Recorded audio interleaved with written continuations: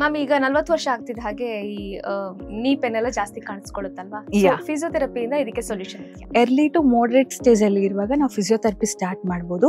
ಈ ಪ್ರೋಸೆಸ್ ಏನಾಗುತ್ತೆ ಅಂದ್ರೆ ಲೈಕ್ ಸರ್ಜರಿ ಅನ್ನೋದು ಪ್ರೋಸೆಸ್ ಡಿಲೇ ಮಾಡ್ಬೋದು. ಇನ್ ಸಮ್ ಕೇಸಸ್ ಸರ್ಜರಿ ಕೂಡ ಬೇಕಾಗಲ್ಲ.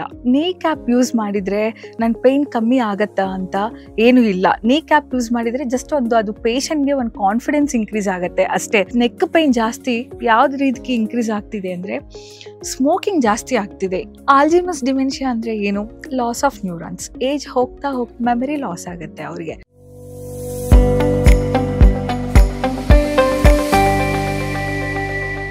ಹಾಯ್ ಹಲೋ ಎಲ್ರಿಗೂ ನಮಸ್ಕಾರ.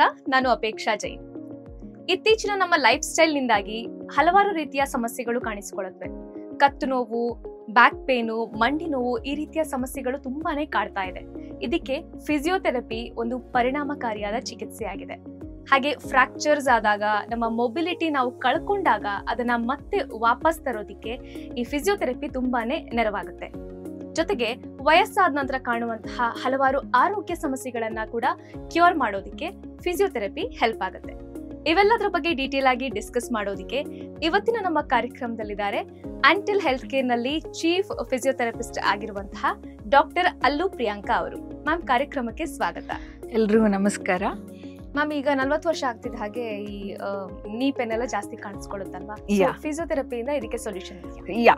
ಎಸ್, ಆಕ್ಚುಲಿ ಏನಂದ್ರೆ ಇದರಲ್ಲಿ 3 ಗ್ರೇಡ್ಸ್ ಇರುತ್ತೆ. ಗ್ರೇಡ್ 1, ಗ್ರೇಡ್ 2, ಗ್ರೇಡ್ 3 ಅಂತ. ಗ್ರೇಡ್ 1 ಅಲ್ಲಿ ಆಕ್ಚುಲಿ ತುಂಬಾ ಸೌದೋಗಲ್ಲ. ಗ್ರೇಡ್ 2 ಅಲ್ಲಿನೂ ಗ್ರೇಡ್ 3 ಅಂದ್ರೆ ಕಂಪ್ಲೀಟ್ ಆಗಿ ವೇರ್ ಅಂಡ್ ಟೀರ್ ಆಗುತ್ತೆ ನೀ.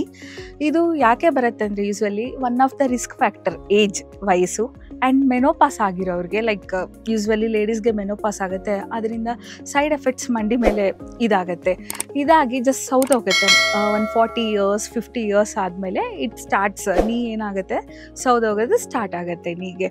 ಇವ್ರಿಗೆ actually starting early to moderate ಸ್ಟೇಜಲ್ಲಿ ಇರುವಾಗ ನಾವು ಫಿಸಿಯೋಥೆರಪಿ ಸ್ಟಾರ್ಟ್ ಮಾಡ್ಬೋದು. ಸ್ಟಾರ್ಟ್ ಮಾಡಿದರೆ ಈ ಪ್ರೋಸೆಸ್ ಏನಾಗುತ್ತೆ ಅಂದರೆ ಲೈಕ್ ಸರ್ಜರಿ ಅನ್ನೋದು ಪ್ರೋಸೆಸ್ ಡಿಲೇ ಮಾಡ್ಬೋದು. ಇನ್ ಸಮ್ ಕೇಸಸ್ ಸರ್ಜರಿ ಕೂಡ ಬೇಕಾಗಲ್ಲ. ತುಂಬ ಜನ ನೀ ಕ್ಯಾಪ್ ಯೂಸ್ ಮಾಡ್ತಾರೆ ಸಪೋರ್ಟ್ಗೆ ಅಂತ, ಅದರಿಂದ ಹೆಲ್ಪ್ ಆಗುತ್ತಾ? ನೀ ಕ್ಯಾಪ್ ಅನ್ನೋದು ಏನಂದ್ರೆ ಇಟ್ಸ್ ಜಸ್ಟ್ ಮಿಸ್ಕನ್ಸೆಪ್ಷನ್. ನೀ ಕ್ಯಾಪ್ ಯೂಸ್ ಮಾಡಿದ್ರೆ ನನ್ನ ಪೇನ್ ಕಮ್ಮಿ ಆಗತ್ತಾ ಅಂತ ಏನು ಇಲ್ಲ. ನೀ ಕ್ಯಾಪ್ ಯೂಸ್ ಮಾಡಿದ್ರೆ ಜಸ್ಟ್ ಅದು ಪೇಷಂಟ್ಗೆ ಒಂದು ಕಾನ್ಫಿಡೆನ್ಸ್ ಇನ್ಕ್ರೀಸ್ ಆಗುತ್ತೆ ಅಷ್ಟೇ. ಅದು ಒಂದು ಸಪೋರ್ಟ್, ದಟ್ಸ್ ಇಟ್. ಅದರಿಂದ ಪೇನ್ ಏನು ಕಮ್ಮಿ ಆಗಲ್ಲ. ಜಸ್ಟ್ ಮಂಡಿಗೆ 2 ಮಸಲ್ಸ್ ಮೇನ್ ಆ್ಯಕ್ಚುಲಿ, ಕ್ವಾಡ್ರಿಸೆಪ್ಸ್, ಹ್ಯಾಮ್ಸ್ಟ್ರಿಂಗ್ಸ್ ಅಂತ. ನಾವು ಅದು ಸ್ಟ್ರೆಂಥನ್ ಮಾಡಿದರೆ, ಚೆನ್ನಾಗಿ ಸ್ಟ್ರೆಂಥನ್ ಮಾಡಿದರೆ ಮೊಬಿಲಿಟಿ ಇನ್ಕ್ರೀಸ್ ಆಗುತ್ತೆ, ಲೈಕ್ ಫ್ಲೆಕ್ಸಿಬಿಲಿಟಿ ಆಗುತ್ತೆ, ರೇಂಜ್ ಆಫ್ ಮೋಷನ್ ಜಾಸ್ತಿ ಆಗುತ್ತೆ. ನೀ ಕ್ಯಾಪ್ ಅವಶ್ಯಕತೆನೇ ಇಲ್ಲ. ಅದು ಸ್ಟ್ರೆಂಥನ್ ಮಾಡಿದರೆ ಈ ಸರ್ಜರಿ ಅನ್ನೋದು ಪ್ರೋಸೆಸ್ ಡಿಲೇ ಆಗುತ್ತೆ. ಓಕೆ, ಈಗ ಡಿಲೇ ಮಾಡ್ಬೋದು. ಸ್ವಲ್ಪ ಜನಗೆ ಯೂಸ್ವಲಿ ಡಿಲೇ ವಿತೌಟ್ ಸರ್ಜರಿನೇ ಕ್ಯೂರ್ ಆಗುತ್ತೆ ಕಂಪ್ಲೀಟ್ ಆಗಿ. ಗ್ರೇಡ್ 1, ಗ್ರೇಡ್ 2 ನಲ್ಲಿ ಗ್ರೇಡ್ 2 ಅಂದ್ರೆ ಎರ್ಲಿ ಟು ಮೋಡರೇಟ್ ಸ್ಟೇಜ್ ಅಲ್ಲಿ. ಓಕೆ, ಅಂತವರು ಫಿಸಿಯೋಥೆರಪಿ ಮೂಲಕ ಗುಣಪಡಿಸ್ಕೋಬಹುದು ಅಂತ ಹೇಳಿದ್ರಿ. ಸೊ ಫಿಸಿಯೋಥೆರಪಿ ಸ್ಟಾಪ್ ಮಾಡಿದ್, ಎಕ್ಸಾಂಪಲ್ ಈಗ 2 ಮಂತ್ಸ್ ಫಿಸಿಯೋಥೆರಪಿ ತಗೋತಾರೆ ಅಂತ ಇಟ್ಕೊಳ್ಳಿ. ಸ್ಟಾಪ್ ಮಾಡಿದ್ಮೇಲೆ ಮತ್ತೆ ಮಂಡಿ ನೋವು ಬರೋ ಚಾನ್ಸಸ್ ಇಲ್ಲ. ರೆಗ್ಯುಲರ್ ಆಗಿ ಅದಕ್ಕೆ ಸ್ಟ್ರೆಂಥನಿಂಗ್ ಎಕ್ಸರ್ಸೈಸಸ್, ಫಾಲೋ ಅಪ್ಸ್ ಬರಬೇಕು.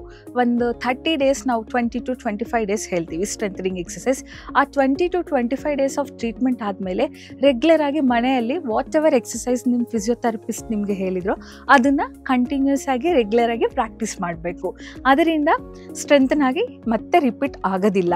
ಸರ್ಜರಿ ಡಿಲೇ ಆಗ್ಬೋದು. ಇನ್ ಸಮ್ ಕೇಸಸ್ ಅಲ್ಲಿ ಸರ್ಜರಿನೇ ಬೇಕಾಗಲ್ಲ. Okay, fine. ಈಗ ನಾವು ಬ್ಯಾಕ್ ಪೇನ್ ಬಗ್ಗೆ ಮಾತಾಡೋದಾದ್ರೆ, ಅಥವಾ ತುಂಬಾ ಜನಕ್ಕೆ ನೆಕ್ ಪೇನ್ ಬರುತ್ತೆ, ಎಸ್ಪೆಷಲಿ ಈ ಸಾಫ್ಟ್ವೇರ್ ಎಂಪ್ಲಾಯೀಸ್ ಅಲ್ಲಿ, ಡೆಸ್ಕ್ ಜಾಬ್ ಮಾಡುವಂತರಲ್ಲಿ ತುಂಬಾನೇ ಇದು ಜಾಸ್ತಿ ಕಾಣಿಸ್ಕೊಳ್ತಿದೆ. ಅದರಲ್ಲೂ ಈ ಯಂಗ್ ಏಜ್ ಅಲ್ಲಿ ಬರ್ತಾ ಇದೆ. ಇದಕ್ಕೆ ಕಾರಣ ಏನು? ಮುಂಚಿನ ಕಾಲದಂದ್ರೆ ಅಂದರೆ ಕಂಟಿನ್ಯೂಸ್ ಆಗಿ ಲೈಕ್ 40 ಇಯರ್ಸ್ 50 ಇಯರ್ಸ್ ಆದಮೇಲೆ ಬ್ಯಾಕ್ ಪೇನ್ ತೋರಿಸ್ತಾ ಇತ್ತು. ಬಟ್ ಇವಾಗ ಎಲ್ರಿಗೂ ಯೂತ್ಗೆ ಮೇಯ್ನ್ ಡೆಸ್ಕ್ ಜಾಬ್ ಮಾಡೋವ್ರಿಗೆ ಮೇಯ್ನ್ ಫಸ್ಟ್ ಬ್ಯಾಕ್ ಪೇನ್ ಜಾಸ್ತಿ ಬರ್ತಿದೆ. ಏನಕ್ಕೆ ರೀಸನ್ ಅಂದರೆ ಇವರು ಪ್ರಾಪರ್ ಆಗಿ ಎರ್ಗೊನಾಮಿಕ್ಸ್ ಫಾಲೋ ಮಾಡೋದಿಲ್ಲ, ಪ್ರಾಪರ್ ಪೋಸ್ಚರ್ ಸರಿಯಾಗಿರಲ್ಲ, ಸಿಟ್ಟಿಂಗ್ ಪೋಸ್ಚರ್ ತಪ್ಪಿರುತ್ತೆ. ಕಂಟಿನ್ಯೂಸ್ ಆಗಿ ಸಿಸ್ಟಮ್ ಮುಂದೆ ಕುತ್ಕೊಂಡು ಕೆಲಸ ಮಾಡಿ ಜಸ್ಟ್ ಎದ್ದಿ ಅವ್ರು 1 ರೌಂಡ್ ವಾಕಿಂಗ್ ಹೋಗೋದಿಲ್ಲ. ಕಂಟಿನ್ಯೂಸ್ ಆಗಿ ಕುತ್ಕೊಂಡಿಂದ ಟೈಟ್ನೆಸ್ ಫಾರ್ಮ್ ಆಗ್ತಿದೆ ಬ್ಯಾಕ್, ಬೆನ್ನು ನೋವು ಜಾಸ್ತಿ ಆಗ್ತಿದೆ, ರೇಡಿಯೇಟ್ ಆಗ್ತಿದೆ. ಅದರಿಂದ ಕತ್ತು ನೋವು, ಎರ್ಲಿ ಸ್ಪಾಂಡ್ಲೈಸಿಸ್ ಆಗ್ತಿದೆ. ಆ್ಯಕ್ಚುಲಿ ಇದು ಮೇನ್ ರೀಸನ್. ಡೆಸ್ಕ್ ಜಾಬ್ ಮಾಡೋರು ಕಂಟಿನ್ಯೂಸ್ ಆಗಿ ಕುತ್ಕೊಂಡು without proper care, without proper ergonomics follow ಮಾಡ್ತಾ ಇಲ್ಲ. ಇದ್ರ ಜೊತೆಗೆ ಈ ನೆಕ್ ಪೈನ್ ಜಾಸ್ತಿ ಯಾವ್ದು ರೀತಿಗೆ ಇನ್ಕ್ರೀಸ್ ಆಗ್ತಿದೆ ಅಂದರೆ ಸ್ಮೋಕಿಂಗ್ ಜಾಸ್ತಿ ಆಗ್ತಿದೆ. ನಾವು ಯೂಸ್ವಲಿ ಕಂಪೇರ್ ಮಾಡಿಕೊಂಡ್ರೆ ಇಂಡಿಯನ್ಸ್ ಸ್ಮೋಕಿಂಗ್ಗೆ ಜಾಸ್ತಿ ಎಡಿಕ್ಟ್ ಆಗಿದ್ದೀರಾ. ಈ ಸ್ಮೋಕಿಂಗಿಂದ ನೆಕ್ ಪೈನ್ ಏನಾಗ್ತಿದೆ ಅಂದರೆ ಜಾಸ್ತಿ ಆಗ್ತಿದೆ. ಯಾಕೆ ಮೇಯ್ನ್ ನಮ್ಮ ಬಾಡಿಯಲ್ಲಿ ಇರೋದು spine is the self esteem of our body, ಹೌದಲ್ಲ.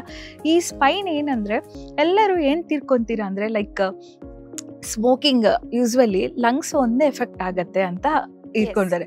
But many people doesn't know smoking also silent ಆಗಿ ಈ ಸ್ಪೈನ್ ಕಿಲ್ ಮಾಡುತ್ತೆ. ಯೂಸ್ವಲಿ ಸ್ಪೈನ್ ಡಿಜನರೇಟ್ ಆಗೋದು ಶುರು ಆಗುತ್ತೆ. ವಯಸ್ಸು ಆಗ್ತಾ ಏನಾಗುತ್ತೆ ಅಂದರೆ ಸ್ಪೈನ್ ಡಿಜನರೇಟ್ ಆಗೋದು ಶುರು ಆಗುತ್ತೆ.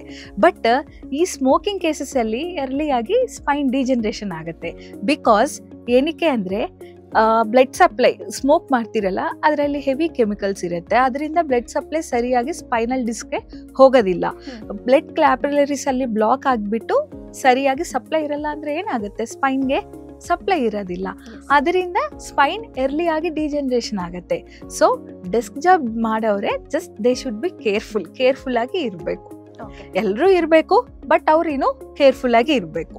ಸೊ ಸ್ಮೋಕ್ ಯಾರೆಲ್ಲ ಮಾಡ್ತಾರೋ ಅವರಲ್ಲಿ ಸಮಸ್ಯೆಗಳು ಜಾಸ್ತಿ ಆಗುತ್ತೆ. ಇನ್ನೂ ಪೇನ್ ರೇಡಿಯೇಟ್ ಆಗುತ್ತೆ. ಓಕೆ, ಸ್ಮೋಕಿಂಗ್ ಕೇಸಸ್ ಅಲ್ಲಿ ಇನ್ನೂ ಬೇಗ ರೇಡಿಯೇಟ್ ಆಗುತ್ತೆ. ಅದರಿಂದ ಲೈಕ್ ಎಫೆಕ್ಟ್ ಆಗುತ್ತೆ. ಲೇಟೆಸ್ಟ್ ಹಾಗೂ ಇಂಟ್ರೆಸ್ಟಿಂಗ್ ಸುದ್ದಿಗಳಿಗಾಗಿ ಬಾಸ್ ಟಿವಿ ಕನ್ನಡ ಚಾನೆಲ್ನ ಸಬ್ಸ್ಕ್ರೈಬ್ ಮಾಡಿ. ಹಾಗೆಯೇ ಬೆಲ್ ಐಕಾನ್ ಪ್ರೆಸ್ ಮಾಡಿ. ಇದರ ಜೊತೆಗೆ ಫೇಸ್ಬುಕ್, ಇನ್ಸ್ಟಾಗ್ರಾಮ್, ಎಕ್ಸ್ ನಲ್ಲೂ ಮಿಸ್ ಮಾಡದೆ ಫಾಲೋ ಮಾಡಿ.